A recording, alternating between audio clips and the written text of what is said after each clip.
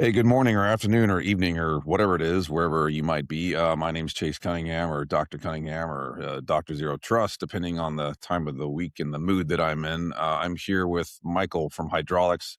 We're going to talk about architecture and infrastructure and logging and all the stuff that people typically ignore. So, Michael, give a quick intro on who you are and what you do. Yeah, thanks for having me.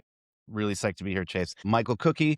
I'm the Chief Marketing Officer at Hydraulics, and I've spent 30 years in data science, cloud technologies, applications, security, performance management. And I started my career actually running a data center for the federal government in research and special programs. So I've gone from kind of practitioner and then out into the software space and delivering technology to solve those problems that I was originally doing back Yeah, 20, it's 30 some of the years ago. problems we kind of created, to be perfectly frank. So, well, following on to that, let's talk infrastructure. You guys have got an interesting sort of view of the way that infrastructure sits and some of the issues that we face there. I have got an opinion that I think that infrastructure and the SIM market has kind of gotten horribly skewed over the last X number of years, and it's not really functionally the best it could be. Expand on your position on infrastructure, SIM, kind of the way that we do things in that space. Yeah. It's been a really busy space actually the last like 6 years. It's gone through a serious development curve and the market has adapted, but the technologies at times haven't. So if you look back 8 years ago, it was kind of on-prem, kind of non-cloud native technologies that were sifting through as much data as they could get to. But then businesses, truly did get out and migrate to the cloud, or at least had a hybrid cloud approach. And so those on-prem technologies had to migrate to the cloud. And the ones that were built for on-premise, they didn't translate very well to cloud environments and cloud stack. And so, 6 years ago, maybe a little more, these kind of cloud native SIMs came out. And they weren't really a far departure off of the core analytics that were happening, but they were cloud native. They could scale to the data sizes that were being generated by microservice applications and digitally driven businesses. But then they kind of started to get really serious. It's all reactive security, which is not, you can't really change that. But they started to build really intelligent behavioral analytics that could start to capture like slow persistent threats or entity based abnormal behavior that it could trigger on. And over time, what happened is that the data sets just started growing and growing because we want to get as much into that intelligence system as possible to capture these strange behaviors. And so things like endpoint intelligence, right, and endpoint telemetry, super busy XDR, EDR data, super, super chatty. And, there's companies out there with 300,000, 400,000 employees, multiple devices. You can imagine the number of data streams that have to be managed. And so even today, these cloud native solutions, they struggle. And so even, XDR is a good example because most systems can only keep about 7 days of that data around. So companies are forced to say, look, we'll just worry about what's right in front of us. Did Chase's laptop get stolen today, or is data being egressed at this moment?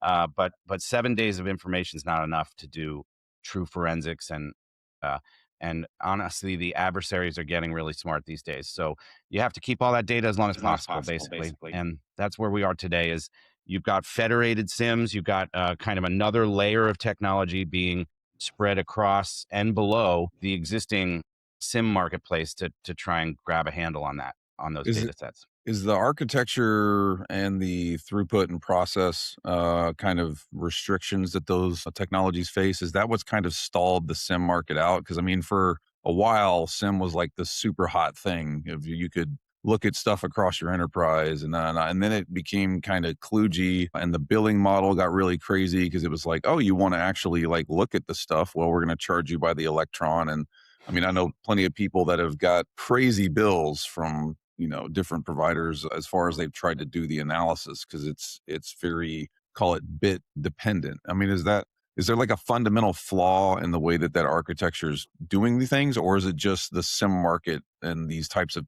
technologies have become kind of outdated and there's a better way to do it in general? It's a very cool question. So, first of all, what they're doing is not easy, right? Like, I worked at a few SIM vendors, and just ingesting data and doing a query on it and storing it is not that expensive. But ingesting data and doing behavioral analytics on it and being able to correlate across your entire enterprise, your zero trust, estate, you're talking 6, 7, 10x the cost in processing and in compute required. So number one is, yes, it is costly to get that intelligence. But then you asked if it's kind of changing, and it is. Like that's basically what's being forced to change. And then the market itself, SIM didn't really, it was funny, it didn't really stall out. Like there was a world where people thought XDR and distributed security infrastructure was going to kind of overtake the central processing of a SIM. But then look at 2 years ago, Palo Alto bought into the space, CrowdStrike buys into the space, Google builds their own, Microsoft's gets better. And all of a sudden it's the correlation of endpoint and network and your centralized SIM streams that's important. The world kind of accepted it wasn't this or that, it was this and that. And now we've got even more data to deal with. And so to your point, yeah, I've seen $1 million bills, like bursting bills delivered to customers Easy. Yeah. when they have a bad week or month. Yeah. Yeah, I mean, you start like really crawling through things and it just gets super expensive. And then you sit there with the provider going like, dude, what the hell? Like I need to analyze this stuff. And they go, well, we're letting you analyze it. It just happens to be costing you a metric ass ton. When you're in the middle of an investigation, I unfortunately, we had an incident one of my past companies, and we went to investigate what was happening. And within hours, we realized we didn't have the data in the system that we needed. Like we were throwing it out. In one case, it was audit logs from third-party SaaS vendors. We just weren't willing to spend the money to bring audit logs in. Guess what? We needed our GitHub audit logs in order to identify somebody that was poking around our source code. And that's when these incidents go from hours to days. So in that case, that took us like 2 weeks to sift through. Oh, we're missing this piece of data. We're missing this piece of data. Go turn on the audit logs. When do we need them from? Rehydrate them, and then keep doing your analytics. Like it's days of time. And that's when things get really scary for businesses. Imagine being under ransom in that situation. For example, you're paralyzed. Go ahead. Sorry. So that's a really good point too, the rehydration piece, because I don't think people give a lot of credit to how difficult that can be and costly for the back end side of that. Because like it was one thing when I was in the military and NSA where we have infinite budget because we can just pull more money out of the air and whatever. You never have anyone go, oh, you need that data. Well, here's how much it's going to cost you. You just get it. But now on the corporate side of it, if you're trying to look back to do like correlation across, I don't know, 2 years worth of stuff and forensics and all those other things and rehydrate that information, especially to provide like the complete contextual picture, that's an architectural problem as well as a infrastructure and even a billing issue. And Yeah. is it just the fundamentally that we've kind of architected and used that system the wrong way because we took all the stuff, shoved it off into cold storage, and then we pull? Like, what is the better model for being able to leverage and rehydrate that stuff? We're in a transitionary phase, right? This is what's amazing. Like you're going to pay a pipeline vendor to manage the data and move it to cold storage and split it and send some to your real-time analytics, right? But you're going to pay there just to manage it on the way in. Then you're going to pay to do the processing. Your SIM's going to be 6 to 10 times the cost. You got to pay to store the data.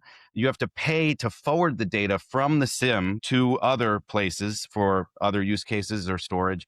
And then you have to pay to bring the data back in. So like they're getting you at every single step of the way, right? And so we're in this phase where we just platformized, like I said, Palo Alto, CrowdStrike, Microsoft, Google, they basically are telling customers they can take care of absolutely everything in the system. And at times they're breaking the economics because they're kind of like, you can have that for free for a couple of years because I know you're going to buy in and I'm going to have you locked in. And we're transitioning from that platform use case because of all the sacrifices we're talking about: cost, retention, time to resolve, time to get to root cause and do the forensics. We're moving towards what analysts call an emerging security data fabric. And that's kind of where my current company, Hydraulics, comes in, because we were actually founded because our founders were creating so much telemetry exhaust and paying so much to manage it. They were like, we got to do this differently, and they designed a new, basically, database, a real-time data management platform that was literally going after the three major problems: scaling to ingest, literally global scale ingest, being able to analyze it extremely, extremely quickly, and then being able to keep it and have it hot at all times, but doing it for a fraction of what the cost is. So they designed a new data architecture: special partitioning, independent scaling for ingest, independent scaling for analytics and compute, and they leveraged really kind of like off the shelf storage, so it was really cheap. So that's hydraulics is part of this emerging security data fabric where you can stay in the security analyst tools that you have. Actually, one of the other reasons I joined is we don't really have a UI bias. We don't, like, if you want a UI from us, we'll provide it, but we want to plug in to the existing security architecture and kind of seamlessly allow the user to query and do analytics and investigations across that really noisy, hard to capture, hard to store, expensive to store data. And so we become this little layer inside of the data architecture for security analytics. We get, between like 10 to 40x compression.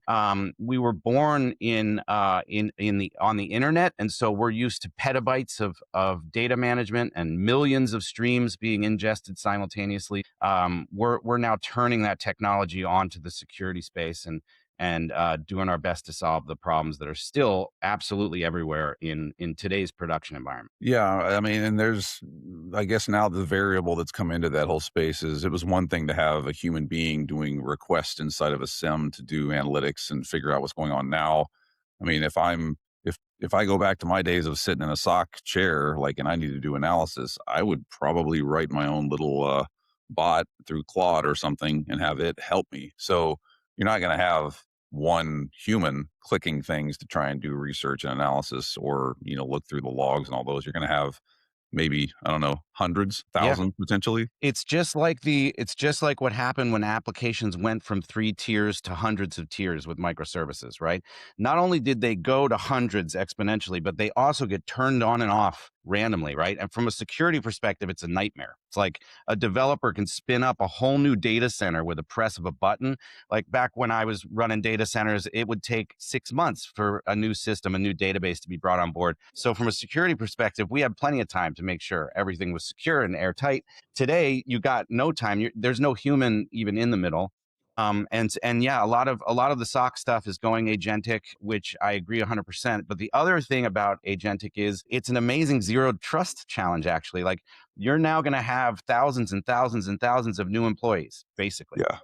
you have to manage them. They actually do get things wrong once in a while, right? They still hallucinate. They make the wrong choices, and so you need to monitor them. You need to monitor their access, their privileges. You need to do data compliance now with these like random AIs running around and trying to get things done. And so think about how much telemetry that's going to be, right? It's like XDR times 10 because you got to worry about your humans and now you got to worry about your agents.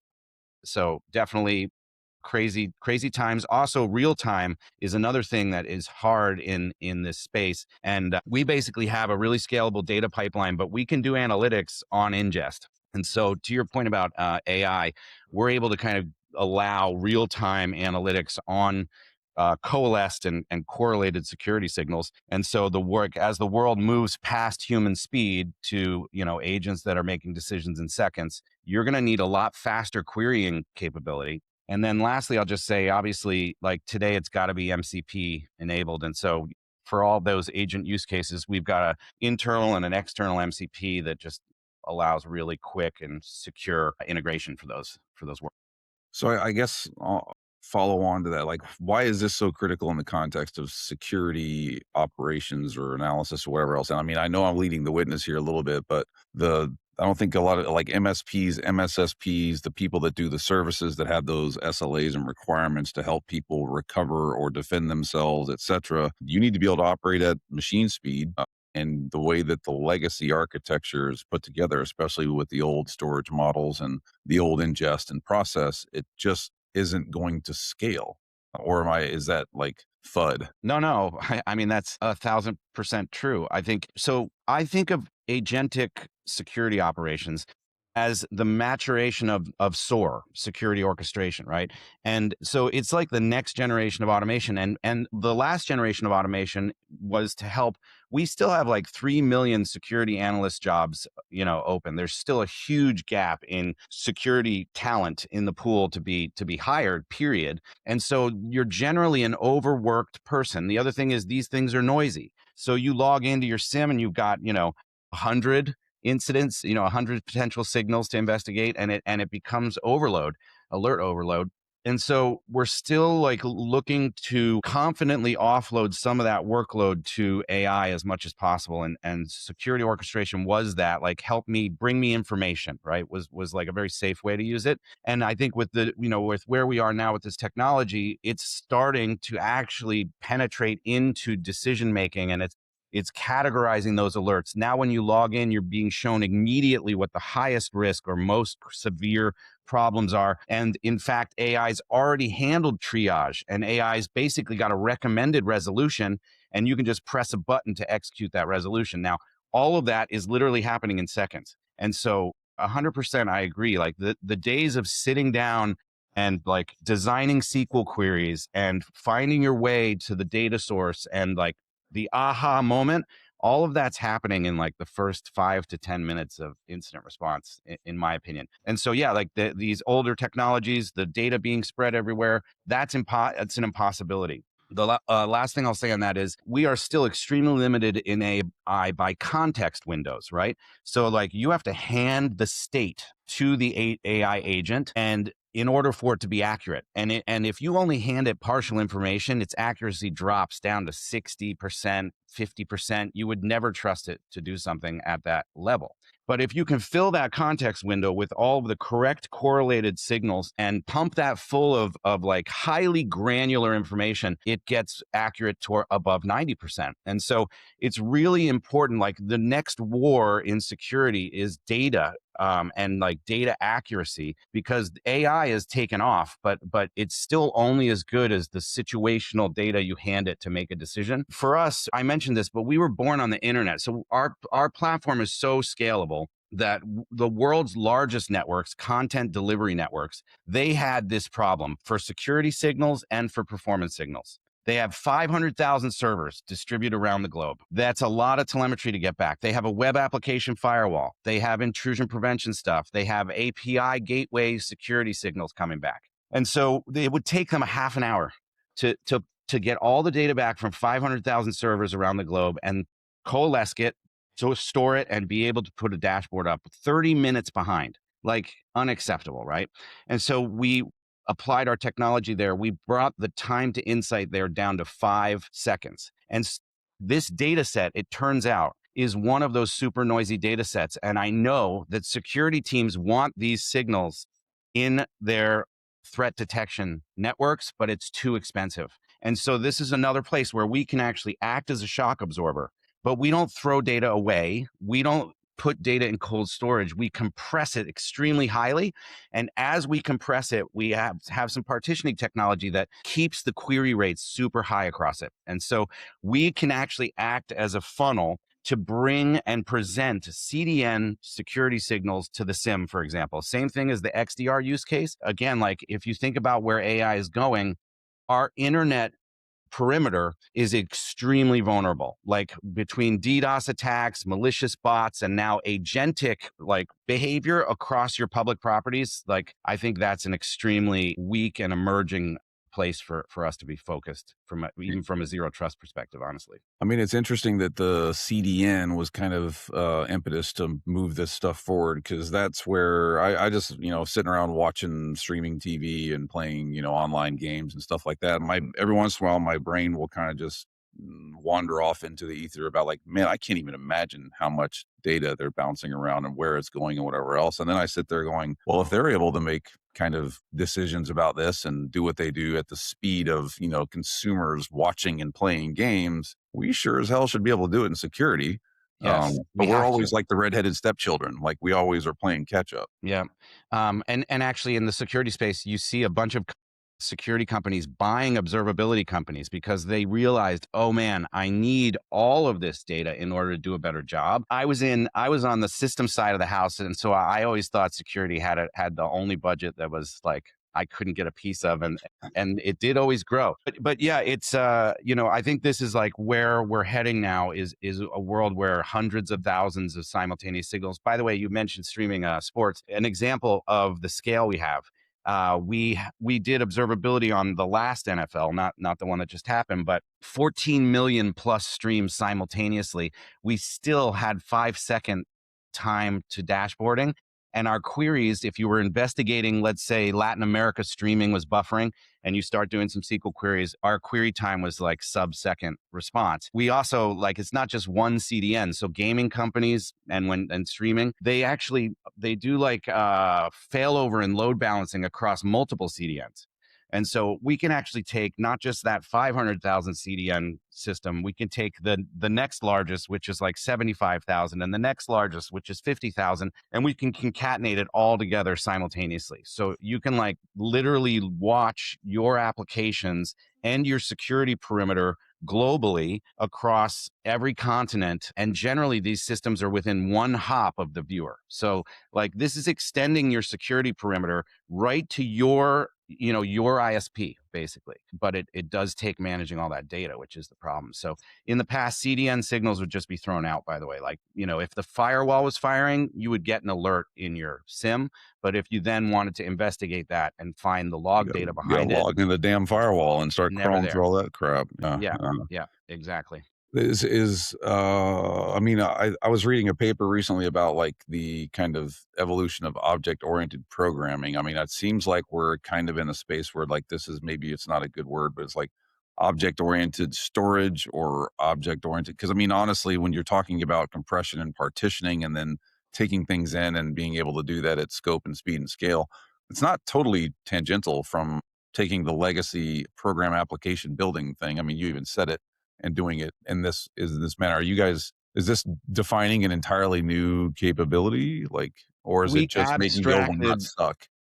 abstracted the storage from our logic basically, and so you can bring your own storage, you can bring your own cloud, and it's we run right over object storage, but we're putting all the intelligence in like the data structure, and we're distributing the processing by leveraging really what we call micro partitions, and we're putting some index information inside of each one, and that can then be laid down over cheap object storage. Yeah, which is one of the things that is required here. Like if you want to have an on-prem instance, even for government use cases, right?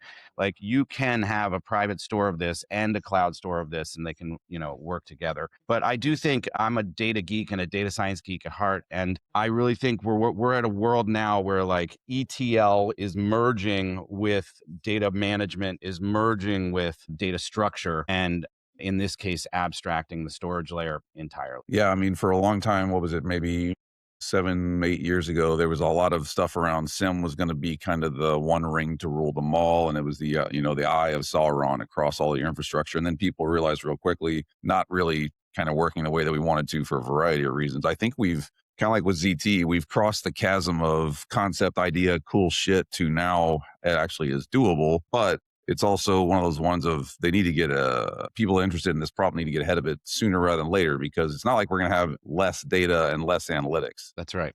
I think to your point, like, what if your SIM was real time, right? Like, that's exactly where we're heading. It's not a reactive system where you go after you've been breached and you're only doing investigations. It's kind of edging towards being actually real time, not proactive necessarily, but when you merge it with endpoint signals, all of a sudden the SIM starts to become basically the real time edge of that threat detection for you. And I think there were a lot of things holding it back. But the other thing is like the space is so busy and everybody's trying to be everything. And so from our perspective, like if you want to use a primary SIM, terrific, but you're going to need all that data, and we're going to integrate really smoothly with that ecosystem.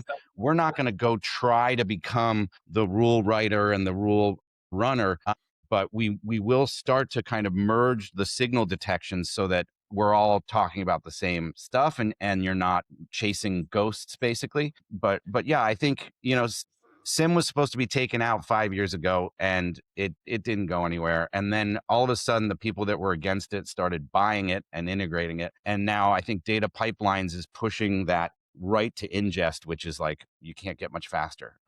I So I do think Splunk missed a massive marketing opportunity when they were acquired by Cisco to call themselves Crunk and then have Little John promote it. I love was that. hoping that that was gonna be the thing, like, I could, at That's Black why Hat, we Little work with you. John. You come up with ideas like that. Yeah, I'm gonna call you for copywriting, and at RSA we'll unveil your messaging. But yeah, no, the other thing about the Splunk acquisition, which is amazing in the security space, CISOs were like, I don't work with Cisco. Like Cisco's not a security company, and so that acquisition was, I think, kind of tough on their brand recognition and their cred inside of like a strict CISO, perspective. To your point about budgets, they don't want to share the budget with the networking team, like, so, Yeah, I and they don't mean, want to share their data either, which is the other thing about security teams. But yeah, anyway, it's been a super exciting space, and I like, and now the sky's the limit. The whole AI thing is insane. I was talking to our developers yesterday. First of all, Claude is writing Claude. Like AI is creating itself, and that's insane. And our development cycles have dropped to hours at our oh, company. So sure. security wise, like this world we're heading into is real. It's like not human managed, Yeah. so it's going to be super exciting. The next like 2 to 3 years in this space is going to be a huge sea change, in my Yeah, I opinion. had a friend of mine who's a retired Army, and he said, "Hey, I've built an application for this, this, this, and would you wind up, would you give me a thought and kind of look at it?" And I was like, "Wait a minute, you." I know for a fact you've never written a line of code in your life, and I know you don't know how to program an application. He's like, "Yeah, I built it all with Claude," and I was like, "That's where we're at." Yeah. I I think it's had a great, vendor tried to sell me their software, and I'm a marketer. I vibe coded a very functional prototype of it on the weekend, right? So like it's the whole market's going to be upended. But the underlying challenge of securely delivering this stuff globally to hundreds of thousands, millions of people, that's going to only get harder. And like we have to keep solving that from our perspective. Well, So, and even the data that we do analyze, I think it's good that you pointed out the whole XDR thing because when XDR kind of hit the scene, I was still at Forrester, and my question was like, how the hell can you guys that barely can ingest like syslog work with this data? yeah. Now I think we can, but what's going to be the X squared XDR in the next few years is going to exponentially increase that data that's streaming across those systems. And you must be operating at machine speed now. Human speed is not good enough. That's right. Yeah. I mean, there was always past human speed breaches like phishing, right? Like if a user opens something, no human's going to catch that. It's happening in 60 seconds. Now we're going to have stuff happening sub 10 seconds, So yeah, and more of the workflows we have to manage are going to be sub 10-second I mean, we're situations. gonna be driving millisecond. I would Yeah. think too that, with all the policy engines that are showing up, I mean, Yeah. if you're gonna make a policy decision and push stuff, you'd better be able to do it What speed. about MCP governance signals and MCP identity? Like that is all millisecond as well. So, yeah, it's going to be an exciting space. I think we're going to have jobs for the next decade at least till we're removed by the AI Till overlords. Elon But robots us out of them or something. Yeah. exactly. This is why I'm opening up a golf facility so I don't have to worry Oh, about money. perfect, Yeah. perfect. I'm on my way. I like my wife was going, "Why are we doing a golf thing?" I was like, "I'm just hedging my bets against me losing my job." There's this ethics employee, a guy quit from Anthropic, and he said he's just going to go write poetry. He's like, for as long as we have left, I'm just going to go Well, write poems. if he's had Anthropic stock, he probably can do that for the rest of his life. Exactly, that's true So, too. yeah, the rest of us, not so much. All right. So, final thoughts. Anything you else would, anything other that you'd like to let people know or really advise in this sort of architectural conversation? It's been pretty clear. 4 years ago, I was preaching merge your observability data with your security data, like you need it all. Now we're past that. Everybody knows that, and I think you and I have talked a lot about this impending wave of like an exponential flow of data we're going to have to manage, and so I think you got to stick to the core principles, which are like, don't throw away anything you're going to need. You're going to have to keep it around. You need granularity when you need proof. Like you can't have missing forensics data. And you need to now push it up to a real time analytics capability so that you can feed the AI workflows and the agentic workflows that are coming with agentic SOC. So yeah, again, 30 years in, it's the same story. Like keep the data, get to it really fast, and make sure you move with the emerging architecture of the applications. What what's old is new again. It's just new faster, I guess, Yeah, pretty it much. is. And hopefully cheaper with hydraulics. So that's good. There you go. All right. So if you're listening to this and you're doing analytics or SIM or MSP, those types of things, and you're trying to solve this type of problem, reach out to the folks at Hydraulics. Michael, I believe you guys are getting ready to release some research and stuff like that, and you'll be at RSA as well to talk with people if they have questions, correct? Absolutely. Yep. Yep. Keep your eye out. We've got some bot related research for like the new AI driven bots. And we have some zero trust research by a really smart guy coming. So we're excited. And yeah, reach out anytime. Happy to chat. And it's hydraulics.io for the website. But thank you. This was a great chat. I really enjoyed the time. Oh yeah, I could talk infrastructure architecture, CDN stuff all day long. So some folks that's not their thing, but I like architecture. So Nice. Yeah. cool. All Well, right, well, great. folks. Yeah, thanks, Michael, for coming on, and folks, reach out to Michael at Hydraulics when you get a chance. Thanks so much, Chase.